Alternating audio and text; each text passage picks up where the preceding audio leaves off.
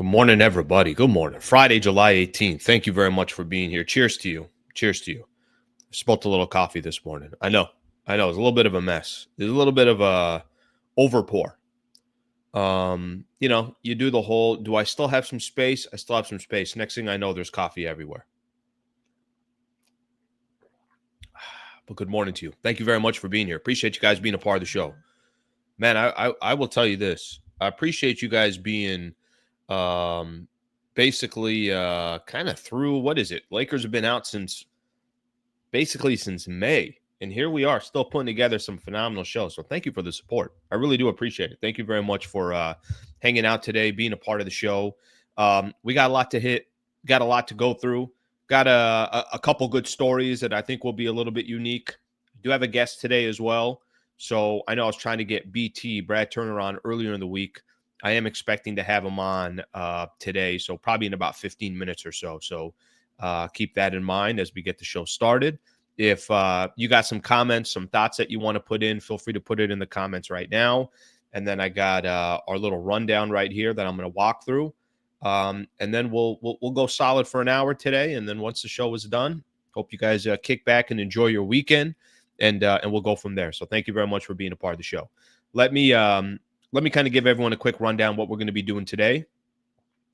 And it's kind of been crazy. I was thinking about this morning, just the different type of topics and stories that have gone on this week. Remember, it was we had a lot of stories that were just coming from Summer League. And I'm not talking about from the actual play. I'm talking about players and agents and things that are going on there and still rumors and everything else. Basically, everybody's at Summer League. And that just kind of took us everywhere. It took us in so many different directions. I know the Lebron piece was obviously a big story this week as well. The Luka potential as far as when he's going to sign his deal. But there's just been a lot of different stuff going on. And I think some of that I really didn't expect this summer, but it certainly has taken shape to be an interesting offseason. I don't think we're done. I think there's still going to be a lot of stuff that's kind of left over, a lot of meat still left on the bone by the time all these rosters are complete. So we'll get into all that stuff. All right, Summer League recap. By the time I get back on Monday, Summer League is done. So Lakers will have one more game left. They got Denver tonight, 7 or 7:30. It might be 7 o'clock, I think. But Lakers will have Denver, and then it's a wrap. I got to be honest with everybody. It's a really disappointing Summer League to watch, at least from a Laker perspective. I'll get into some of my reasons why, and I know it's just Summer League. I know the world's not going to end, but I wanted to see, certainly want to see Thero get an opportunity to play. We didn't. You got the Darius Baisley injury yesterday. He had one of the better Summer Leagues. I think Dalton Knecht has been So we'll just kind of recap, put a ball in Summer League, and be done with it. And then we'll kind of officially be in the offseason once we get back in Monday because Summer League will be over. Shaq says the Lakers are top 4 in the Western Conference. He expects them to be top 4 in the Western Conference. I'll read you his quote. Dwayne Wade basically says LeBron is staying because of new ownership and because of the investment they put into the Lakers. I got to be honest with everybody. I don't really know how the two kind of correlate. We're not talking like LeBron's 25 years old here. And typically owners, when they buy teams, they're not buying for the short term. They're buying for the long term. And certainly LeBron's part of the short term at this point. Spend a little bit of time on that. Damian Lillard going back to the Portland Trailblazers.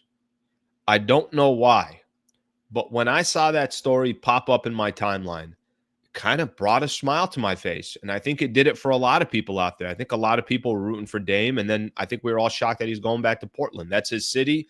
That's obviously how he made his career. So he'll be going back to the Portland Trailblazers. We'll read a little bit. Oh my God, the money he's owed over the next 2 years. You guys see the numbers?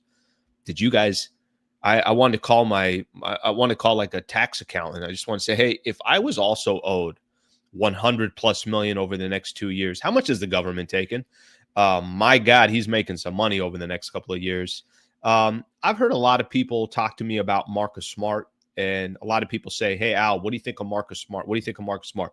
Let's spend a second on Marcus Smart today as well, because I think there's been enough Laker fans out there that have chattered about Marcus Smart. He is under contract, by the way, so it's not unless he is bought out. I think that's how most people have positioned this. So we'll look at that as well. Got a couple things on the NBA front.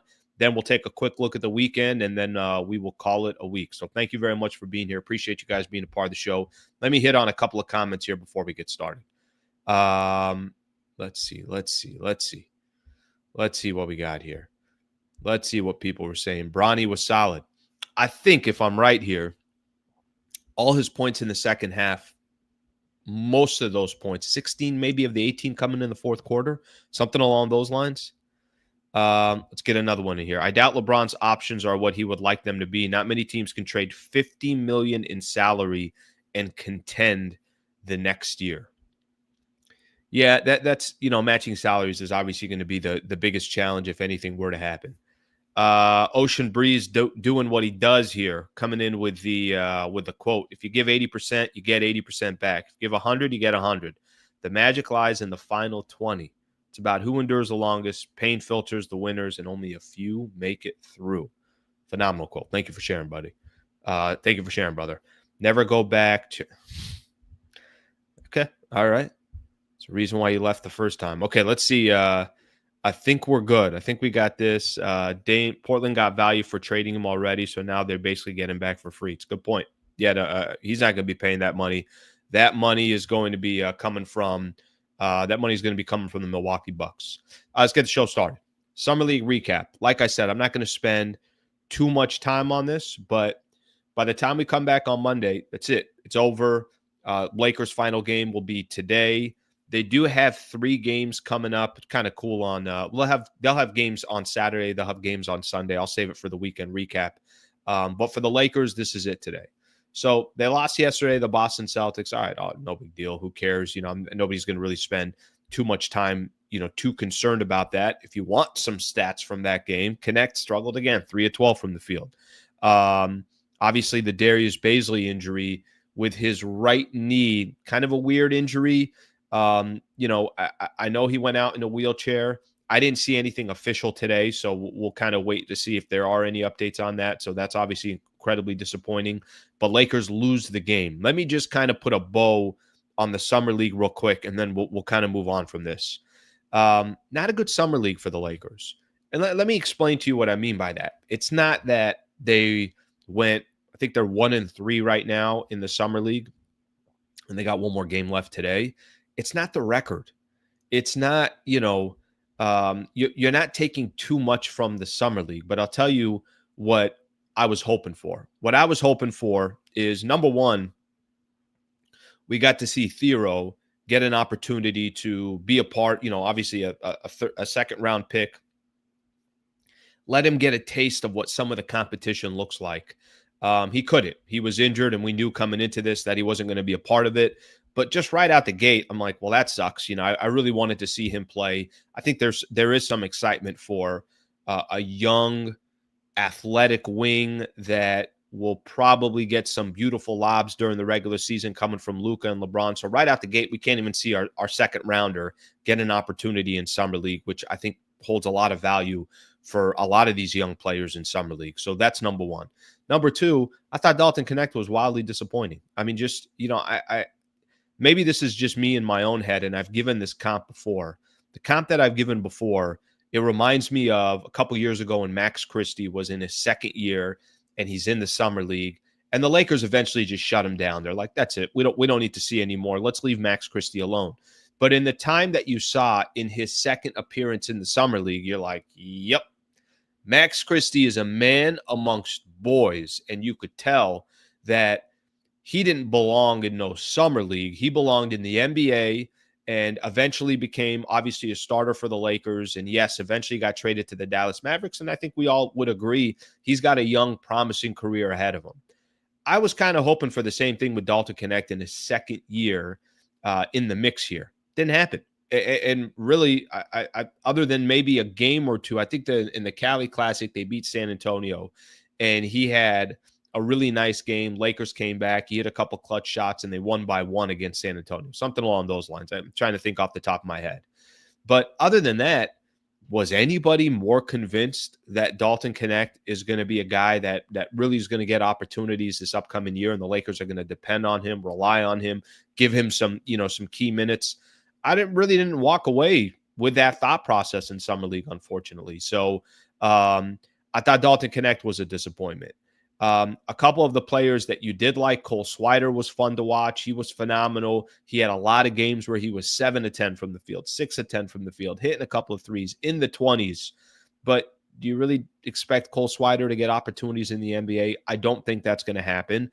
And then the other player, and I'll save Bronny for a quick second. The other player, Darius Bazley, who had some moments where it looked like, hey, this guy he's pure energy. He cleans up the glass. He does a lot of things. He's kind of the type of player that you're looking for in today's NBA, as far as somebody that can roll to the rim and just kind of do some of those little things. I'm not trying to tell you he's going to play 30 minutes a night.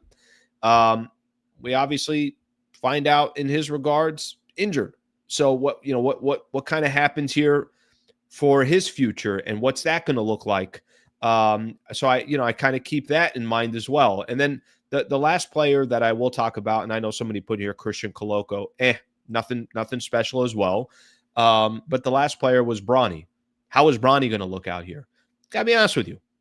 Bronny had some moments. Bronny looked okay in summer league.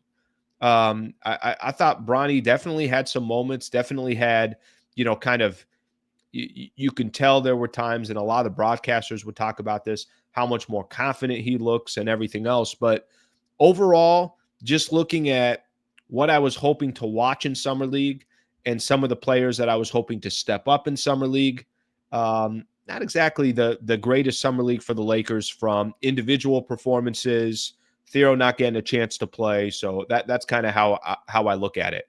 Now, by the time we get to Monday, none of us will probably remember what happened in summer league. Certainly by the time we get to October 1st, everyone will have forgot what happened in summer league. But just while it's fresh, I wanted to at least, obviously touch on that here for a quick second.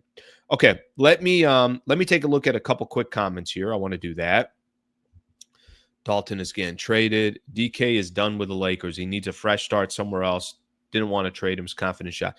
I don't disagree about the fresh start potentially, and I don't disagree that his confidence is shot. I don't disagree with that. I think, there was a time during the NBA season last year in those first couple of months, that dude looked like he had more confidence than anybody out on the floor. Doesn't look like the same player. Doesn't look like the same player. Let's just put it that way. Let's see here. Okay. I think that covers us from that perspective. I appreciate you guys throwing in some of these comments.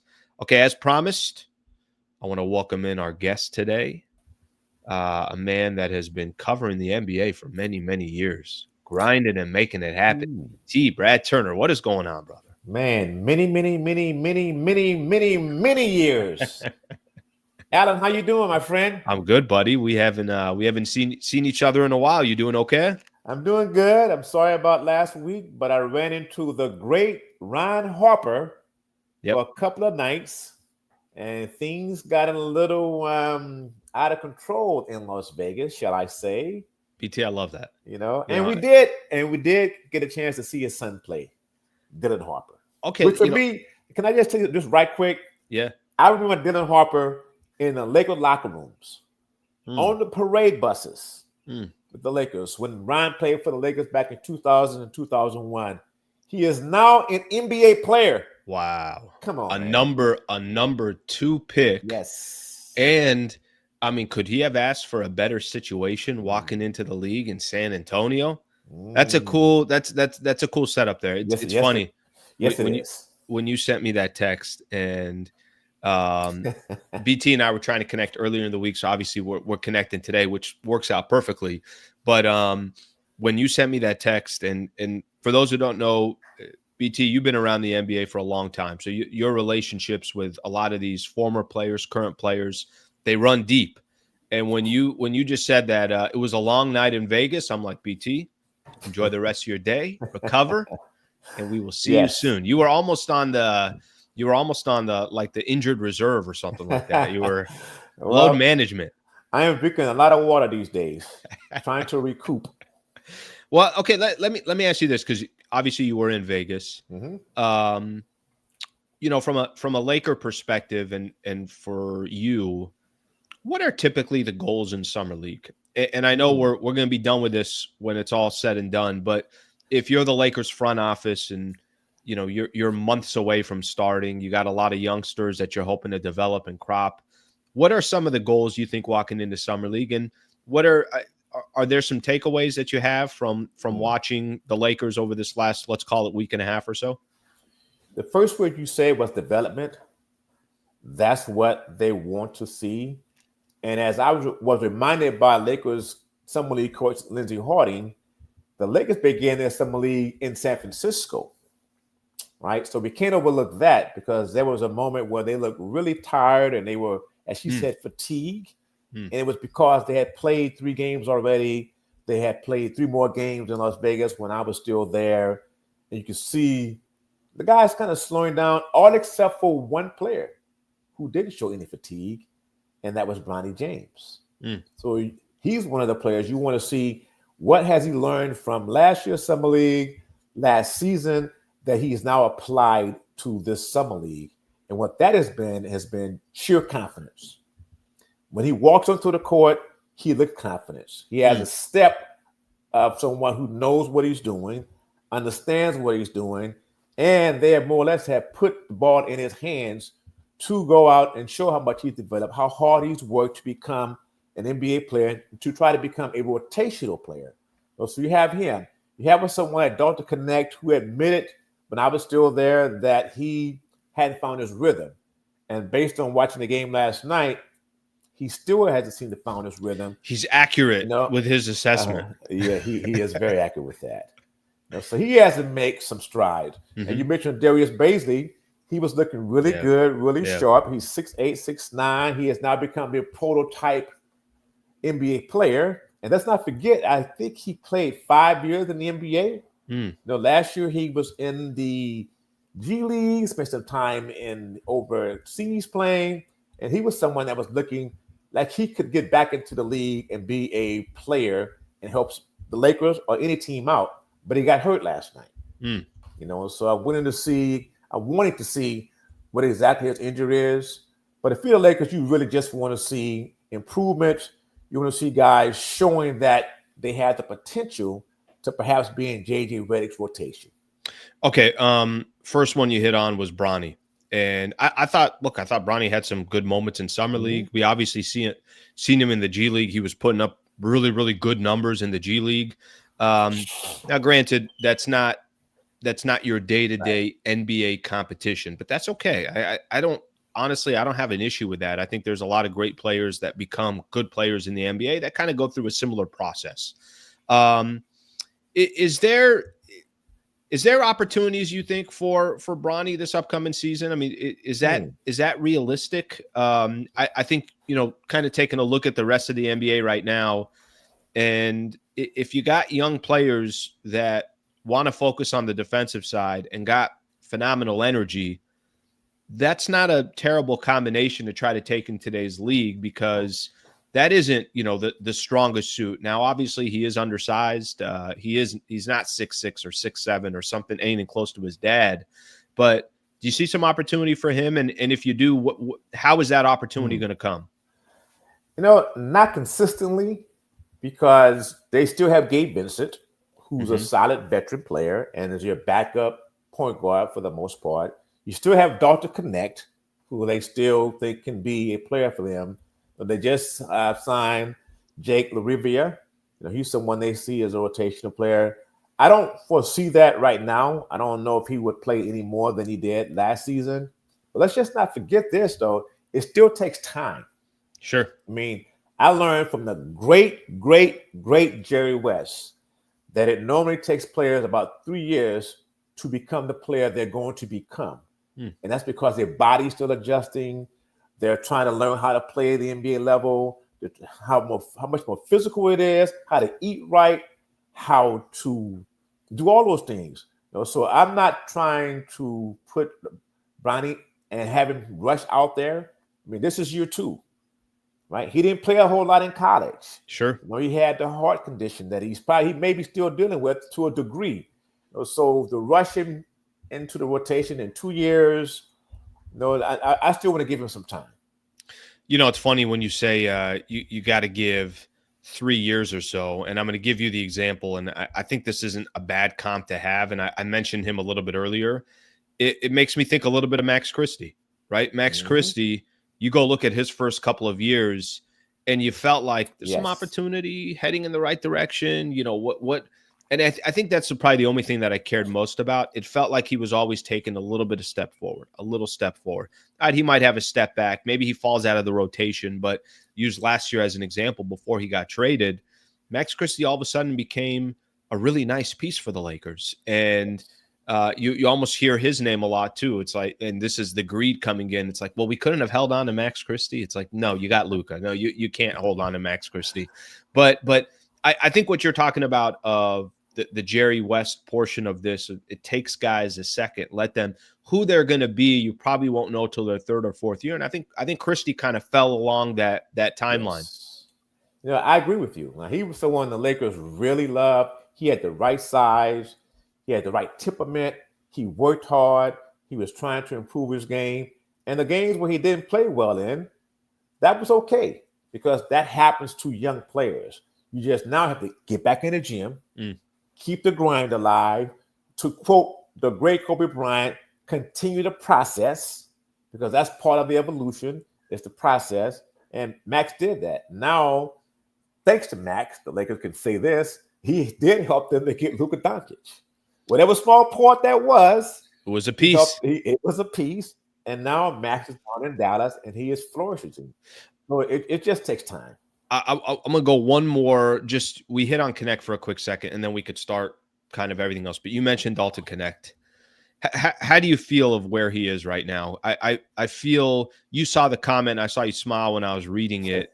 Somebody saying basically, hey, this guy's probably going to need he's probably going to – and I don't know if I completely disagree with this. I wonder for Dalton Knecht if how much that trade did affect him. I wonder for Dalton Knecht, he had such a great start to the NBA season as a rookie. And then all of a sudden teams are like, okay, cool. Well, we're just going to pay more attention to what you do well and where you struggle. And we'll focus a little bit more on that. And he's obviously clearly having some trouble adjusting from there. You think Dalton Knecht is, you know, in a couple years from now, you think he's still representing the Lakers? Or do you think that maybe there is some kind of better off for both sides to allow him to flourish somewhere else where maybe the spotlight's not as bright? Well, I'll say this about Dalton Knecht.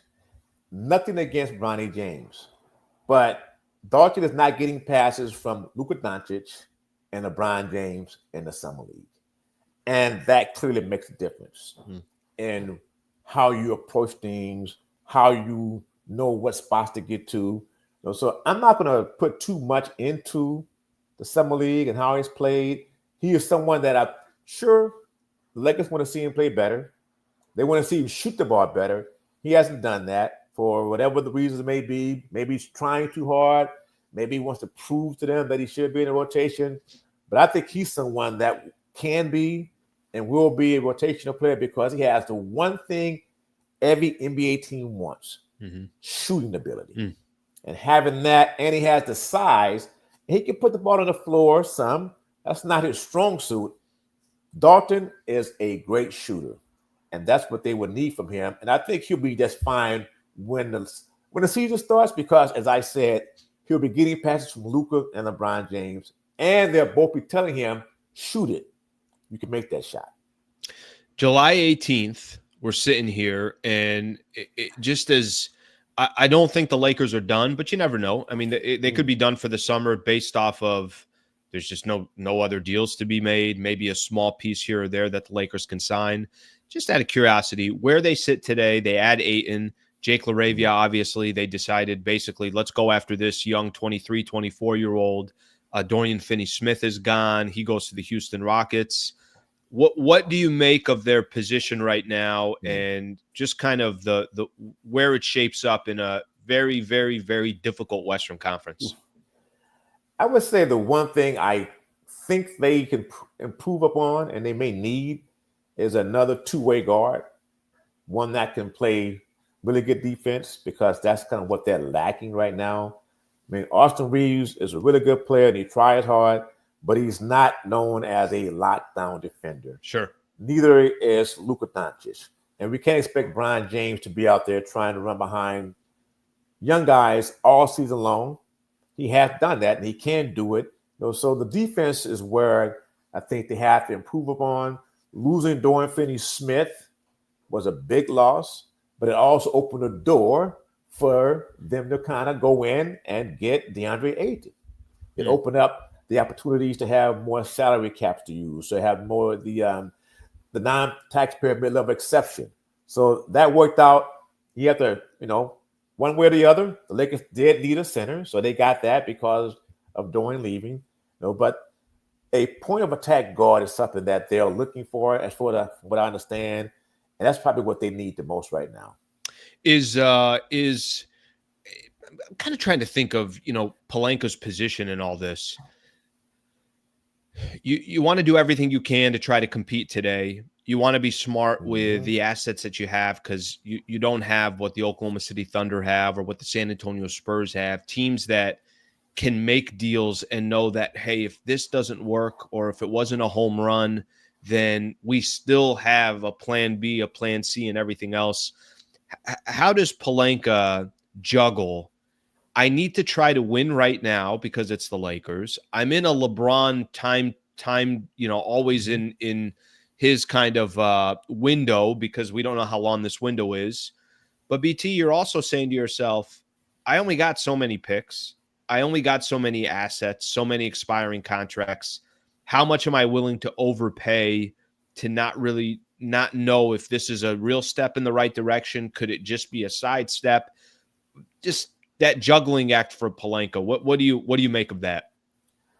It's not easy, but he knows he has to be smart, and I think he's done that, especially when it comes to the draft picks. Having draft capital is so important. Now, I've been told that over the last 10 years by my friends that work in front offices, that is a key component, because if you want to move a player that you're not sure you can fit what you have, my one friend calls it a draft pick is putting a pork chop around the neck to sit it out there so it's more enticing to get rid of that player or to get a player back. So Rob is he's being smart, he's being prudent, and he also wants to make sure that they have flexibility financially.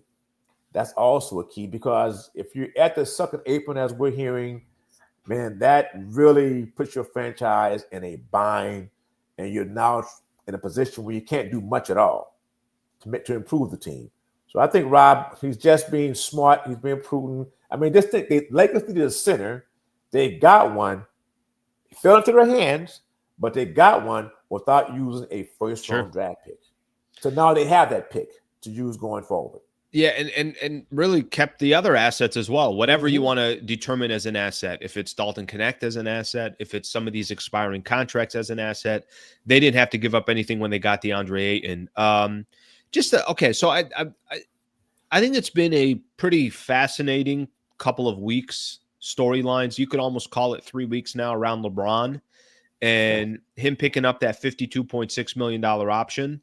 What do you make of, since the picks up the option and Rich Paul puts out the statement, and it wasn't just a, hey, we're happy and excited to be a Laker for another year, let's go try to win an NBA championship. Obviously, there was a lot of in between, however you want to take it. What do you make of all this? And now there were some reports yesterday where it could be his final year in the NBA potentially, which actually, to be honest with you, makes a lot more sense. I think it does take this full circle. If it is his last year, just trying to put the pressure of like, hey, let's try to make this happen in this final season. Where do you kind of stand, and how have you interpreted the last couple of weeks with Bron? It's a lot to break down. Yeah. And there's so many levels to it. Will this be his last season because it's season 23? Well, what number does he wear? What number does his idol wear? Michael Jordan, 23. So there's some symbolism there. Does he want to be traded? I don't think so. I mean, I believe that he really wants to end this season, perhaps with the Lakers. Will he play another season And will that another season be with the Lakers? Will it be with the Lakers for less money? Will it be with another team? I mean, there's just so many things out there that make this news. But I personally believe, without not haven't talked to him, I did see him at the game in Las Vegas, and our conversation that day, Alan, was about wine. Surprisingly, of course. I just believe that he'll be a Laker for this season. Beyond that, I am like everyone else. I'm waiting to see. It's only speculation. Tomorrow, the news will be LeBron wants to play 2 more years. The day after that, it'll be some more news about maybe he wants to be traded. There will always be something with him until he tells us definitively what he wants to do come September at training camp. The news will just be out there. Yeah, it's interesting. Something hit me yesterday, and you could tell me too. There was, earlier in the week, I was having these conversations, and I called it drama. I'm like, I'm like, all right, is the Rich Paul LeBron drama, is that coming to an end? Is it not? But something happened yesterday when there was just a little bit. Dave McMenamin had something out there. Hey, this could be his last season.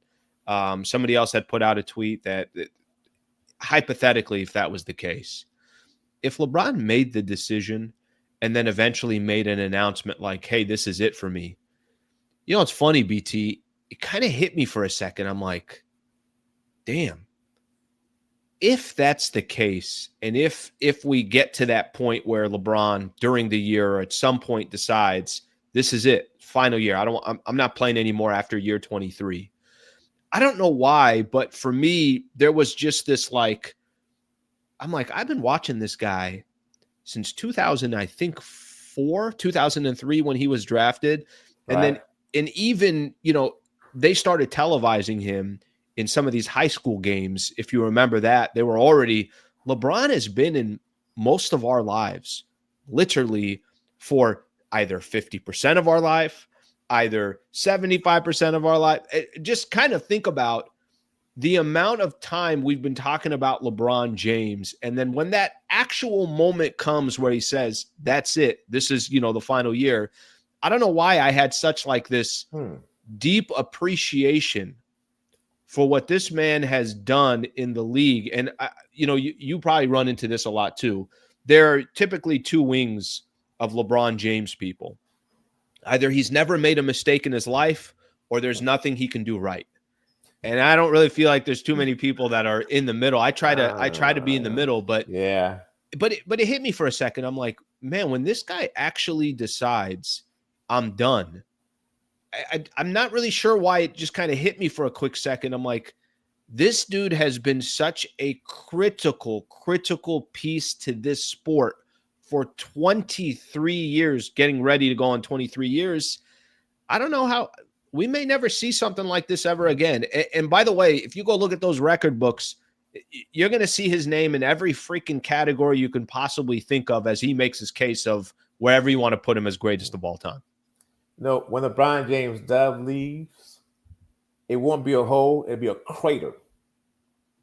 And it's something that you don't feel in craters, do you?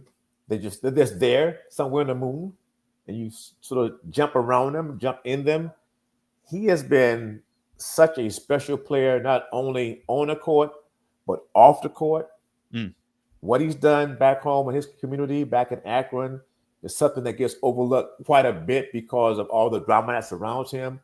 But I look at that and I have to praise him because he's helping out the less unfortunate people. He's giving them opportunities to succeed in life, to go to college, to finish high school. He's helping parents out. Those are big things that we shouldn't ever overlook. That's part of his platform. That's important to him. He's made that happen. And then on the court, oh, by the way, he's the leading scorer in the history of the game. BT, can I tell you the stat that always your buddy, Michael Thompson, we used to do the pregame show, right? The stat to me that always, and listen, LeBron has not announced his retirement. We're just, obviously talking out of our, it will come. And when it comes, and we'll reflect on it. But the stat that always threw me off with LeBron, top 5 in assists all time. That's the one that I'm like, wait, no, you can't be in both categories. You can't be in both games. When you think of the greatest scorers of all time, you know what you don't think of? How many dimes they had a game. Right. When you think of the greatest passers in the game, you know what you don't think of? How many points they had in a game. They're exclusive. They're on their own. You can't be a wide receiver and a quarterback. That's not how it works. And anyways, that's just you're right, well, from a stats perspective. How about this? I just looked this up 2 weeks ago because I'm doing this feature story for this magazine on the Lakers. And the one stat that caught me off guard was most games played. And it's by Robert Parrish. Well, it won't be for long. Breaking it this year. That would be LeBron James. That's right. That's right. By the way, it is kind of funny. I think, I mean, you know, the truth of the matter is, obviously he's still playing at a clip and at a level where he's doing special things. But I'm with you on that one. That when I heard that stat, I'm like, all right, well, he's going to go grab that one on his way out as well. He'll just make sure to. Who's that? Mikhail? Cool. Okay. Vince Carter. How many years you play? You played 22. Cool. I'll go 23. Let me make sure I get all those.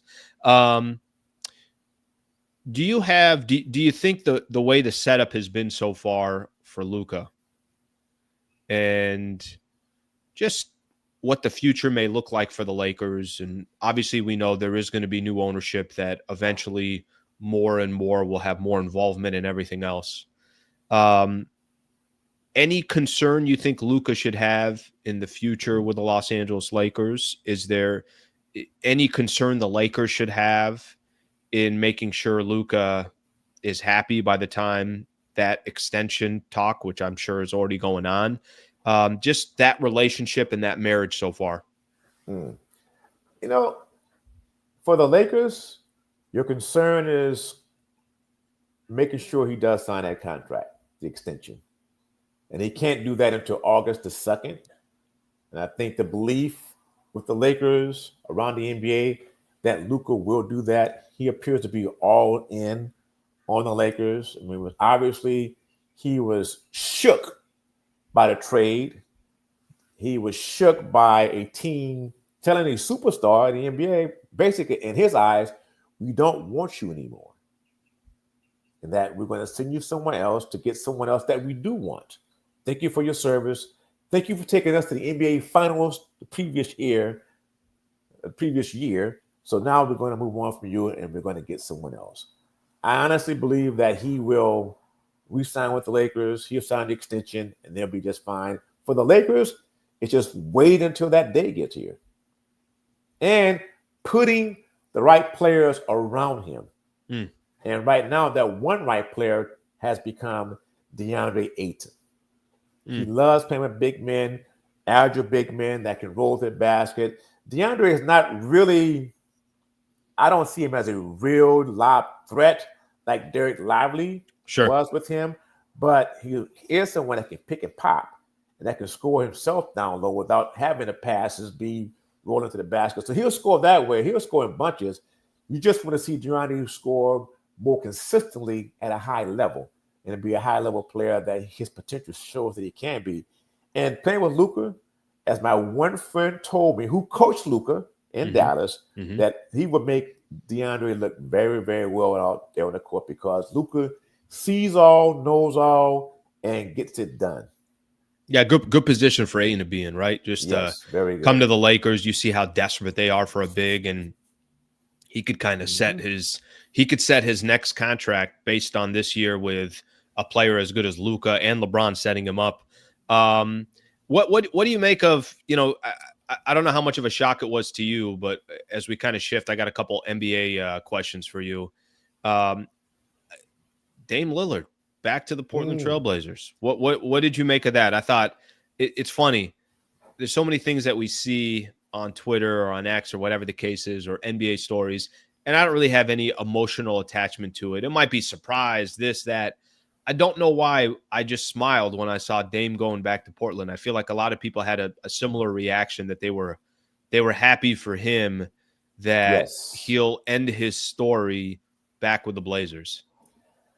I was taping the show on Spectrum Sports with our friends, Allie Clifton and Michael Francois Bresnahan. There you go.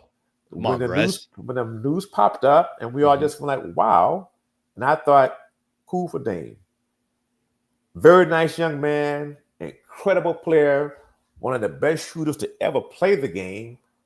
And quite often when players get traded or they leave and go and play somewhere else, when they come back to their former team where they had success, it's for a day or two to sign a contract. This is not the case. He may be out for the entire season recovering from the Achilles injury. He may be able to come back and play late during the season.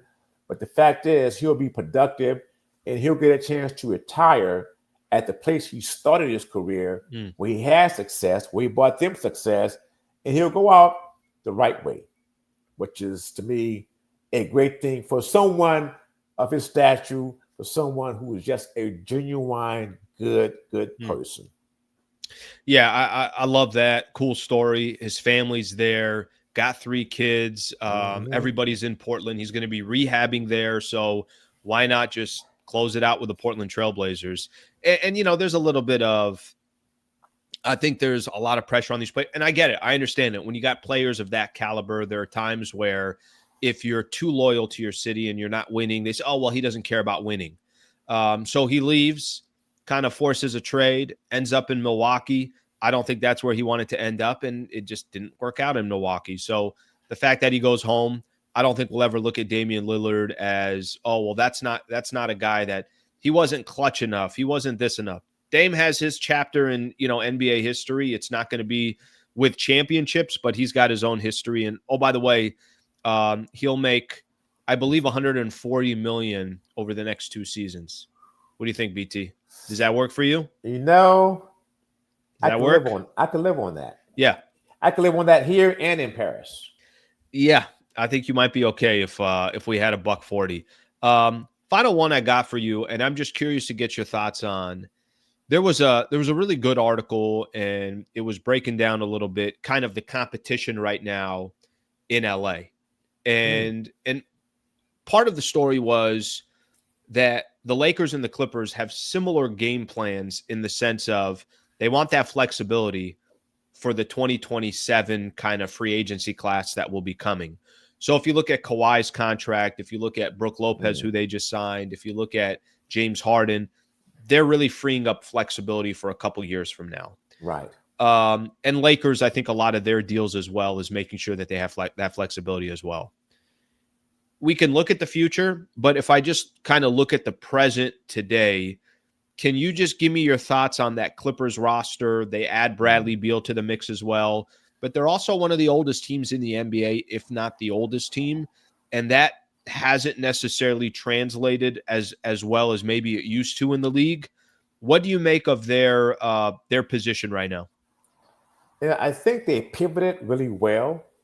Losing Norm Powell was a bit of a hit. He had a great season last year. He helped to keep the Clippers afloat when Kawhi Leonard was still out. So they lose him in a trade, but it allowed them to get younger when they got John Collins. Younger, bigger, more athletic, which is what they needed. He's 6'9". I mean, he's a stud. He can do some really good things for them. So having him in Zubac, who is, 28, 29 years old. So you kind of have that front court. And as you just said, flexibility. John Collins has 1 year left on his contract. So that's also an important thing for them. The Bradley Beal deal, again, kind of fell to them. But it puts Bradley in a good position because now he signed a 2-year deal with the player option. He's still making a lot of money from the Phoenix Suns. Oh, yeah. Which, by the way, to me, the Phoenix Suns, that's the best job in the world to have. You can go there for a couple of months, get fired, and still get paid. Still make a good living at that. So Phoenix Suns, hire me. Coaches as well. Coaches, they're living good. Yes, they are. But I think I put the Clippers, Lakers, Golden State, teams like that kind of like in the same bunch. Okay. Where they're, I think they're 5, San Antonio. I think those are the teams that were not in my top 4, but they're fighting for the 5 through 8 spots. Yeah. Which means that they're fighting to be in the top 6. Trying to stay in the playoff race and get out of the play-in. Exactly. But and the one thing I'll say about the Clippers is they have a great owner in Steve Ballmer, and they have a great coach and Tyronn Lue. And Yeah, that makes a big difference. It's going to be fascinating because I think, what you said about those kind of that I spent a little time on this yesterday, some of the tiers, where are all these teams? Mm-hmm. I think for me, naturally, Houston, Oklahoma City, and Denver. Right. OKC is on their own. Give them the number one. But I think Houston and Denver, I feel like, are in this kind of similar tier. And I Clippers on paper, to me, would be the fourth team in the Western Conference. But I had Minnesota. Yeah, I don't know how sold I am on Minnesota. And here they are. They've got to 2 Western Conference finals. And I've always had hesitation on them. I'll tell you, BT, what I don't like about that team. And by the way, Clippers on paper means nothing because, as we know, you could have whatever you want on paper. It doesn't mean it's going to translate. Like I said, they're the oldest team in the NBA, so you got to be available. So what does it matter if you have all these names and they're not available? But Minnesota, I thought when they traded Karl Anthony Towns, the one thing that just kind of always stuck to me, I thought then it just put so much pressure on Ant to be such a focal point, where I think Ant was going to be more effective to have a player, maybe not as good as him, but as effective as him from an offensive perspective. So I always had a little hesitation, but they took out the Lakers in 5 and got to the Western Conference Finals. So maybe I'm just not giving them enough credit. All right, when you back in France? Well, Alan, I leave on August the 12th. August the 12th. 10:40 a.m. out of Burbank. Okay. I connect in San Francisco. Mm-hmm. I have a 2.5-hour layover in San Francisco. I leave there at 2:35. I land in Paris at 10:45 on August the 13th. Not that I know my details. For those who don't know, BT is known for a couple of things. Obviously, his great coverage and history around the NBA, his time at the LA Times, and then he's also known for an annual, about a little bit over a month trip to France. 35 days. So 35 days. Yes. Yeah. So, when everybody gets back together on October 1st and it's media day, I think there's more questions, just as many questions to the players that are going to BT asking him about his trip in France. So that is true. And they're asking for some wine. And they're asking you for some wine. BT, if we don't see you, safe travels. Have a great summer. And looking forward to seeing you once training camp starts in October. Well, my friend, great to be on the show. And I'm sorry I messed up last time. No, it was worth it. Let's blame Ron Harper. Thank you, BT. Thank you, sir. All right, brother. Have a good rest of your summer. Thank you. You too. All right. That is Brad Turner right there. That's funny. I'm not kidding. This guy is genuinely known as this just unbelievable trip that he takes every year. He stays for 35 days in Paris. So pretty special. So great to have BT on. For those who know his work, wildly respected in the industry and in the business, and has been doing it for a long time. I think really covering sports and the Lakers since the 80s, something along those lines. Also, by the way, from Pasadena. So we're semi-neighbors here. Okay, let me get some of your comments here. Let's take a quick look at what some of our people are saying, and then we could jump around and go from there. Enjoy the wine, BT. Let's see what we got here. Let me see. People talking about shooting forms. Let's see what else we have here. All right, you guys were having your own little conversations. Yes, the Suns have the worst front office I ever seen in financial trouble. Yeah, they're just burning away money. It doesn't matter. Doesn't matter who the coach is. Yeah, here's 5 years. We fire you after 1 year, and you could just make as much money as you want after that. Unbelievable. Let's get another one in here. Dame went back to Portland so he could rehab, be around his kids. Solid dude. Nothing but respect for him. I agree. Absolutely agree with you on that one. Let's see. Dame and Holiday going to be mentors for Scott. Yeah, it's interesting. Did they trade? It's part of the trades that they made, and now they kind of got a lot of those assets back and those players. So it'll be interesting to kind of watch how that all comes about. Okay, got to give some love here. Let's talk real quick about Brad Wallace and the Wallace firm. Thank you for their partnership here. Thank you for them being a part of the show. Let me simplify this. They are injury attorneys.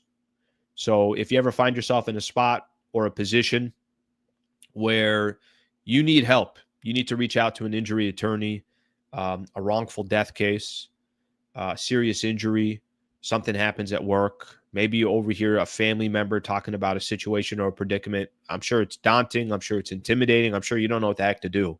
Well, I can help kind of point you in the right direction, at least get it started here. Website is wallacewins.com/Sliwa. wallacewins.com/Sliwa. That's the URL that we created. You can get a free consultation. He could help anybody in the state of California. We talk a lot about just some examples. Just a couple of months ago, he was a part of a $4.6 million jury verdict, went up against some of the big boys out there and took care of his client. Make sure that, justice is served, and Brad Wallace and the Wallace firm can 100% help you. I've got a good relationship with him and his firm, known him for about 5 years. So I would just say this: if you're ever in a situation or a predicament and you need to be led in the right direction, please consider Brad Wallace and the Wallace firm. And I'm very, very confident that he'll be able to at least help you or advise you of what you should do. wallacewins.com/Sliwa, wallacewins.com/Sliwa. Shout out to Brad Wallace and the Wallace firm. Okay. I still got kind of a number of topics that I want to get into. So let's take a look at a few of these topics here real quick. I saw this story out there. Shaq was giving his prediction on the Lakers. And yesterday I was doing the show with Sammy, and we were talking about Sammy thinks Lakers are fourth best team in the Western Conference. Now, I don't agree with that. Now, it doesn't matter what I think. If that's where he wants to put the Lakers and he has his reasoning, all right, give me your reasoning. I saw the story then from Shaq. Shaquille O'Neal expects Lakers to be top 4 seed in the Western Conference. Let me read the quote here that Shaq had, and we could take it from there. He was talking about how the Lakers stack up in the Western Conference. He said, that's only because of age. The Thunder are coming off the championship. They're going to be high. They know what it takes to win the championship. Denver, they're going to be making some noise. It's about you get 8 spots to make the playoffs. They're going to have to be between 1 through 8. I expect them to have some type of home court advantage. Then he goes on to say, you got 2 premier players. You got a big guy that can do certain things. Those 3 players should be able to get you to 1 through 4. If they don't have home court advantage, I'll be very disappointed. Okay. I think this is how Shaq and I look at this, and we'll look at it a little bit differently. Obviously, he's very high on Ayton. He's very high on LeBron. He's very high on Luka. I get it. Completely understand it. He says that he'd be very disappointed if Lakers don't have home court advantage in the first round. And I think I would be more surprised if the Lakers had home court advantage in the first round. See what happens. I mean, I also didn't think the Lakers were going to be a top 3 seed last year. I definitely didn't think that was going to happen, and it happened. Certainly after they traded Anthony Davis, it was like, yep, yeah, this is all for the future. It's not for the present. And the Lakers surprised everybody. So I think we could kind of look at this a number of different ways. But Shaq says he would be very, very disappointed if the Lakers are not a top 4 seed in the Western Conference. So certainly he feels good about this Lakers team and this Lakers. And, he did say something. You want to slot 1 through 8? No, you really want to slot 1 through 6. You don't want to be 7 or 8. You don't want to be in that play-in tournament. You don't want to have to play those extra games. You want that week off. And I think that's obviously going to be the Lakers' goal. And then you kind of take it from there. So Shaq's prediction on the Lakers, top 4 team in the West. Him and Sammy are both on the same page on that. I got something on Dwayne Wade talking about Shaq.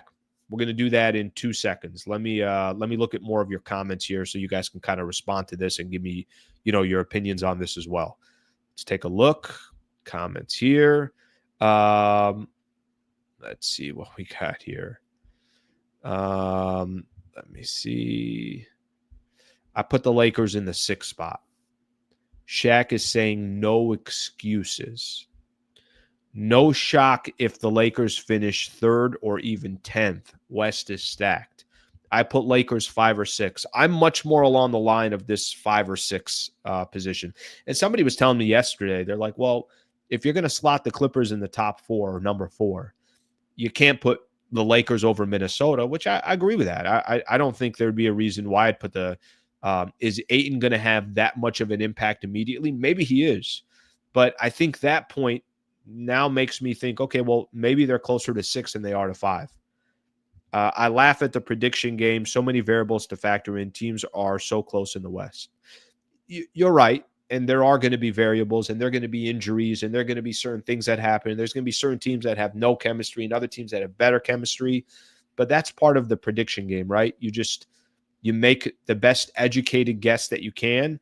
And then, obviously we go back and we look at them and we figure it out from there. Let's see what we got here.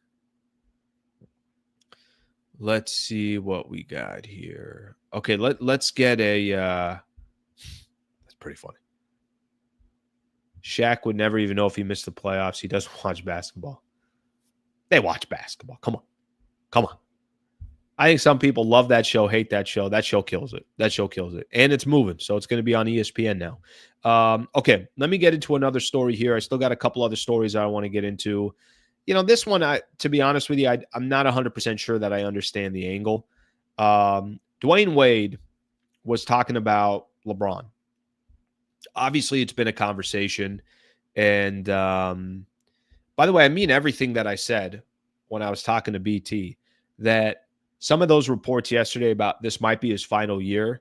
Yeah, that's kind of an interesting one there. It's like, damn, there's going to come a time where we're going to reflect on what LeBron has done in the league and how many years we've been watching him. Well over 50% of my life. So, okay, let me read real quick here what Dwayne Wade said. Here's what Dwayne Wade said. Talking about, obviously all the conversation about LeBron, this, all that stuff. He said, man, listen, they got nothing else to talk about. Bron is always going to be a story for the media. Not saying it's bad at all. If you know how to use the media, it's good for you. He said this on the Timeout podcast. But at the end of the day, come on, man. The Lakers just sold for $10 billion. They didn't sell for $10 billion for LeBron not to be there. So that was a quote from Dwayne Wade. I got to be honest with you, I don't really understand his connection here. I agree with him about the news cycle and how LeBron has dominated the news cycle. And I agree with him that that's kind of the strength of LeBron James and strategic and everything else. Listen, whether you love LeBron or you hate him, you're talking about him. And there's a lot of people that, will say that that's smart business. It's good for business. It's good for his brand and everything else. He's dominated the storylines. I don't question that at all with what Dwayne Wade is saying. But I don't really understand the connection with this. The Lakers just sold for $10 billion. They didn't sell for $10 billion for LeBron not to be there. No. Let me help you out here. They didn't buy the Lakers for $10 billion to depend on LeBron James. That's not how it works. The Mark Walters and his group didn't make a decision on a 22-year-old, on a 23rd year in the NBA, LeBron James, who's over 40 years old. That's not why they said, hey, let's buy the Lakers because LeBron has one more year left in the league, and let's take advantage of that. That's not why they bought the Lakers. By the way, they also didn't even buy the Lakers because Luka's only 26 years old. They bought the Lakers because it's the Lakers. And brands like that don't come up for sale very often. And if you can get your hands on a brand like that and you feel like there is still a lot of meat on the bones and the Lakers are maybe working at 60% potential or 70% potential, and there's this much growth, and what's the league going to look like in X amount of years? And if we hold on to this team for, I don't know, the same amount of years as Dr. Jerry Buss held on to it, then what is this, organization going to be worth in 10 years or 20 years or 40 years or 50 years? That's why they bought the Lakers. They didn't buy him because LeBron has 1 year left on his contract. That would be idiotic to pay $10 billion because LeBron's got 1 year left. So I don't think that I get his point about the media portion. I think his point about the LeBron and ownership portion does not correlate at all, and I don't think there's any connection. Now, I'm not saying that they didn't think to themselves, hey, if we have LeBron for another maybe 1 or 2 years, a farewell tour, all the attention, maybe all the marketing and advertising, cool. They'll definitely take advantage of that. But they didn't make a decision. We have to buy the Lakers now because LeBron's got a year or two left. clearly that's not why they would make that decision. Okay, let's see what we got here. Wade is overrated. I got to be honest with you. Wade was kind of a killer back in the days.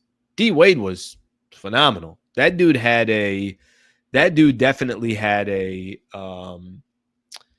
he had a clutch gene in him, loved the big moments. I thought Dwayne Wade was as advertised.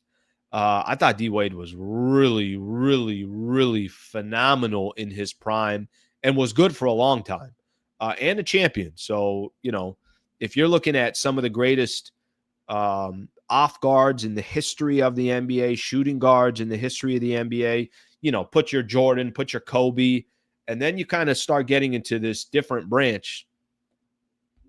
I'm knocking D Wade for what he said about obviously the ownership. I'm not knocking D Wade for what he was in the league. D Wade that dude was legit. That dude was legit. I told everyone that the new owner said the Lakers can trade the entire team before trading LeBron and Luka, no matter what it came from his mouth. It was on the news. D Wade gets it from. Listen, I'm not telling you that they don't want to take advantage of having LeBron on the team for the next year or two. What I'm telling you is they didn't buy the team because LeBron was going to be on the Lakers for the next year or two. So that's what I mean by that. 2001 Wade was better than every version of Kobe until 2008 Kobe. Kobe was a killer, guys. Killer. He was. I mean, early in his career too with Shaq. Moments where Shaq was foul trouble against the Indiana Pacers. Way too young to be doing what he was doing. He told everybody, calm down. I'll take it from here. Okay, let's keep moving here. Yeah, I like those two top. The Wade one and the Shaq one I thought were interesting. The Damian Lillard story, like I said, just kind of we'll put a bow on this one. He's going back to the Portland Trail Blazers. Man is getting paid $140, $140 million over the next year. He's getting $70 million this year to rehab, $70 million next year when he's with the Portland Trail Blazers. And damn, that's good living. There was a story out there. Actually, it wasn't even a story. Well, there was a story associated to it, but it had more to do with other people out there bringing up the name. I want to talk Marcus Smart for a quick second. So before I do so, I got to give some love to another one of our partners, Lexus Santa Monica. Yesterday, I was driving up from San Diego back up to Pasadena, and I'm driving up, and I was thinking about the reads that I'm doing for Lexus Santa Monica, and I'm sitting here in my car. Have had my car for about 8 years now. Can I tell you guys what my game plan is? There's a reason why I've been driving Lexus for 15 years. There's a reason why I got my Lexus from Lexus Santa Monica. And listen, guys, I'm a pretty frugal person. I'm not somebody that's going out there and throwing money. I'm not. Everything I do, I try to be very strategic with it. Part of the reason why I'm able to kind of be on my own now is because I try to be very smart with my money. Lexus is a very good investment if you need a new car, or if you want to buy a pre-owned car like I did. Across the street from Lexus Santa Monica, there's a pre-owned lot there. When I say I'm strategic about it, I have 180,000 miles on my car. My Lexus still runs like it's brand new. That's what Lexus is known for. Obviously, it's part of that Toyota family. They're known for being dependable. They're known for being reliable. If you're in the market for a car, be smart with your investment. At least go get a car that you know that you can depend on for 5, 7, 10, 15 years. And that's what I do with Lexus. I got my car from LexusSantaMonica.com. I've told a ton of people, and they've bought cars from Lexus Santa Monica. Why? Because it's a smart investment. It's certainly from a dollars and cents perspective, if you keep these things long terms, it makes sense. And then I also just introduced them to the GM/owner, Matthew Unger at LACarGuy.com. Matthew Unger at LACarGuy.com. If you're looking for a car person, a car contact, whatever situation you are in a car, please, Matthew Unger at LACarGuy.com. Send him an email and see if he can help you. You can CC me on the email as well. I'll be happy to try to kind of point you guys in the right direction.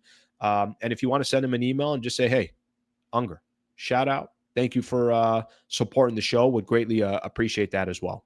All right, let's keep going here. Let's keep things moving here. Yeah, I'm annoying. I'm too strategic with everything that I do. It's like I'm going to buy a car. All right, well, it's got to be the right car. Toyota, Lexus, always a smart choice. Lexus is dope, and they're reliable. It's not just the luxury. They're reliable. I genuinely mean that. All right, great cars, Toyota family. Damn, Sliwa sponsors are slick. We'll take it. Okay, let's keep going here. Marcus Smart. Let's talk Marcus Smart here for a quick second. Marcus Smart, I've heard people say this a couple different times. Hey, Al, what do you think of Marcus Smart? What do you think of Marcus Smart? If you asked me a couple years ago about Marcus Smart, obviously I would tell you that dude's he's a winner. He'll do anything to win.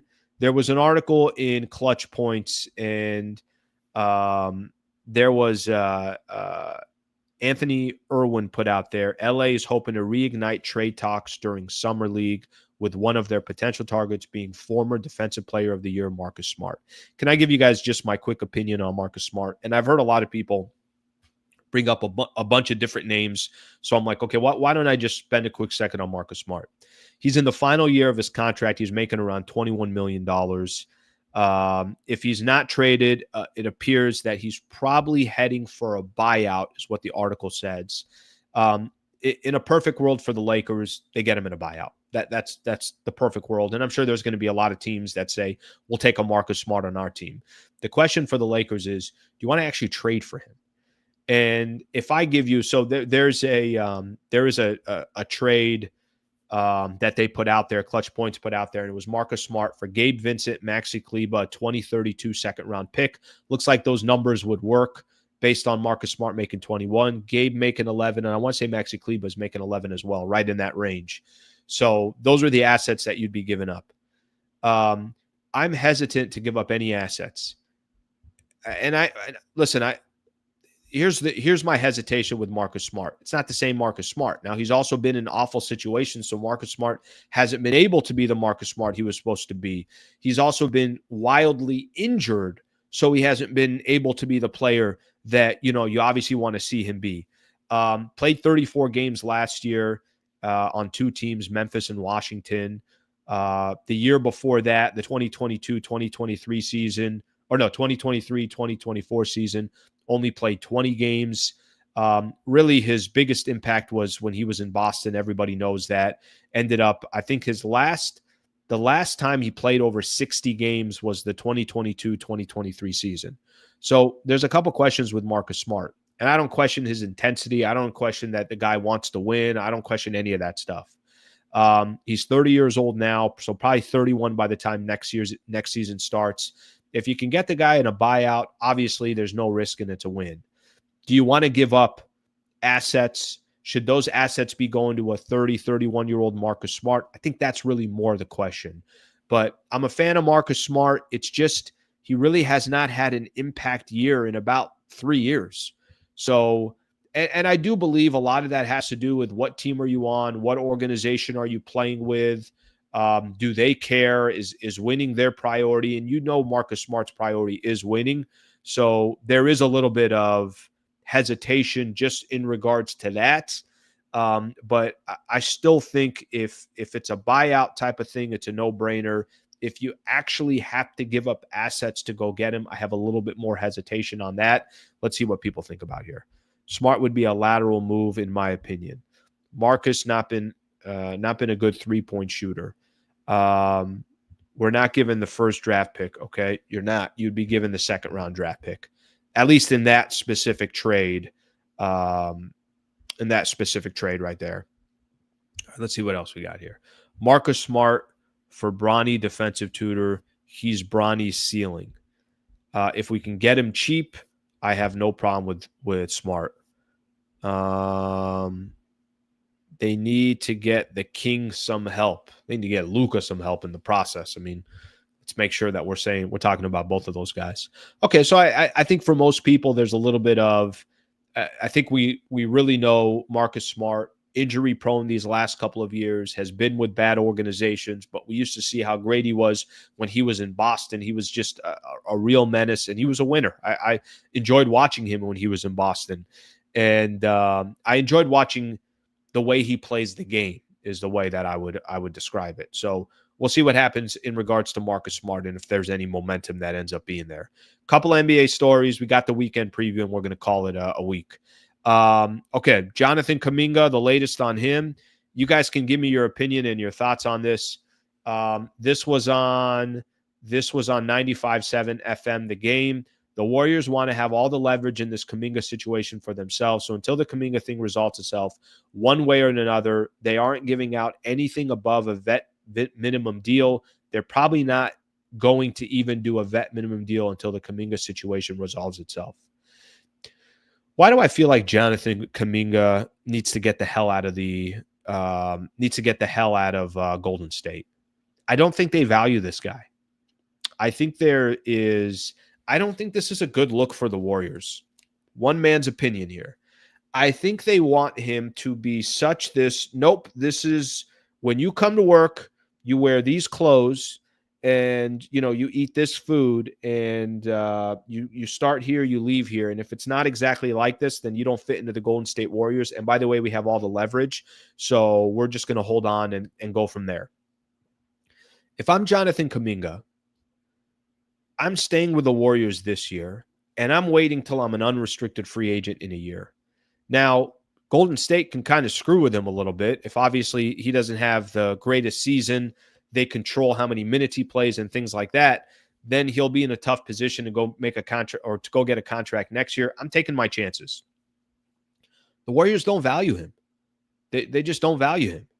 And, the Warriors are getting kind of older and older. And I think Jonathan Kuminga has phenomenal potential. And I just think that the Warriors are, in a sense, holding him back, and they're using his leverage. They're using their leverage, which I think makes it look bad on them because it doesn't look like they have his best interest in the process. One man's opinion here, but that's what I've noticed from the Golden State Warriors. A couple other NBA stories that I'll point out here real quick. We'll take a look at a couple of the comments as well. I saw this. It looks like the Boston Celtics are still shopping, and they're going to continue shopping Anthony Simons. So Anthony Simons on the market. They're also shopping Georges Niang.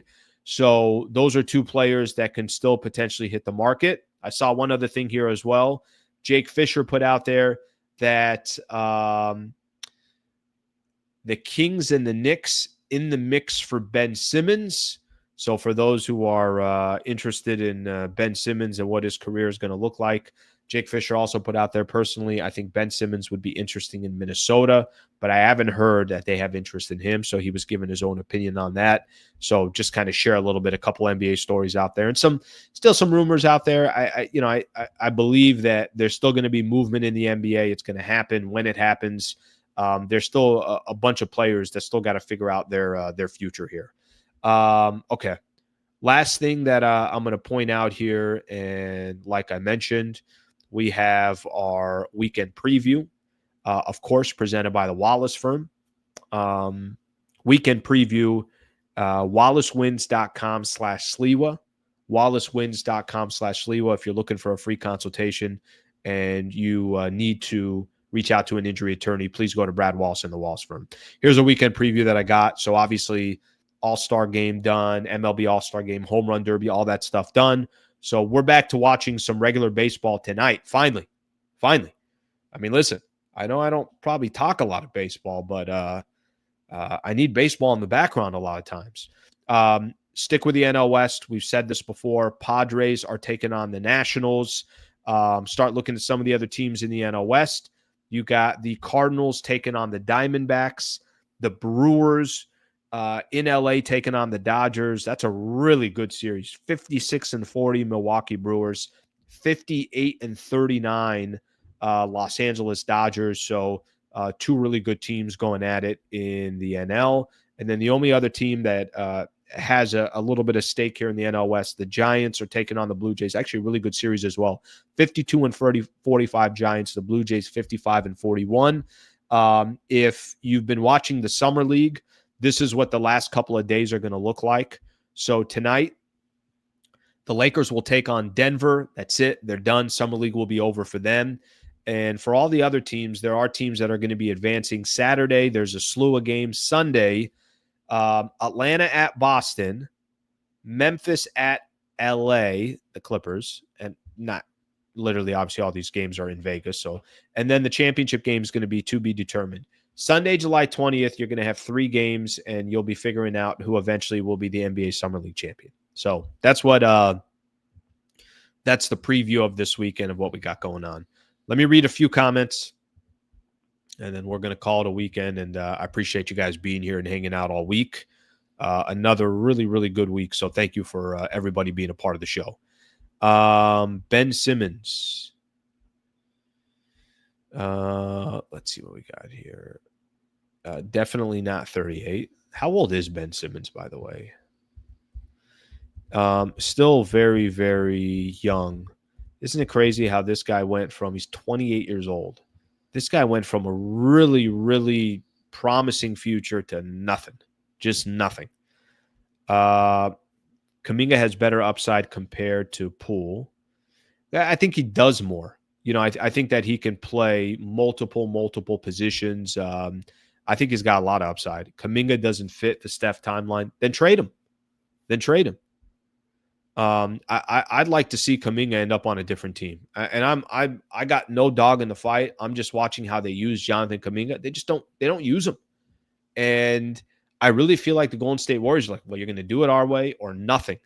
And Kuminga's probably like, damn, can you just let me fly a little bit? Yes, Kuminga needs to get out of Golden State. Wait till next year, accept no extension. He's better off to gamble on himself while still has potential. And then just go pick your squad. There's going to be a team out there that's going to offer you $25 million a year. There's just going to be a team that does it. And frankly, I don't think that's a bad investment, or maybe 30 a year or whatever that number is. And they want a young player that has potential to be a two-way player, especially that size as well. Dalton looked horrible. Trade him away while we can, and as little value he has before he loses it. Yeah, that it's not been a good summer league for him. It's not been a good summer league for him. All right, Simmons still great defensively. Take him on a minimum. I've seen that before as well. I don't think the Lakers have interest, to be honest with you, but I have seen that before as well. I wonder if, for them, is it, I don't know. Is it from a personality perspective? I have no idea, but it doesn't sound like the Lakers have any interest. All right, my people. Thank you very much. Solid week, fun week. Thank you to everybody, all the members out there, MVP members out there that are just sticking by the channel and supporting the channel, paying $3 a month to do so. I really, really do appreciate it. So thank you very much. For everybody else, doesn't matter whether you're a member or you're not, please subscribe to the channel. That obviously doesn't cost anything, and I appreciate everybody's support. Shout out to Brad Turner for joining the show. Shout out earlier in the week, Trevor Lane hopping on the show, Sammy getting on there yesterday. Our partners, Lexus Santa Monica. Thank you to Brad Wallace and the Wallace firm, and then also thank you to BetterHelp as well for being a part of the mix and part of the show. Thank you, everybody. Have a great rest of your week. I will see you guys on Monday morning at 8 a.m.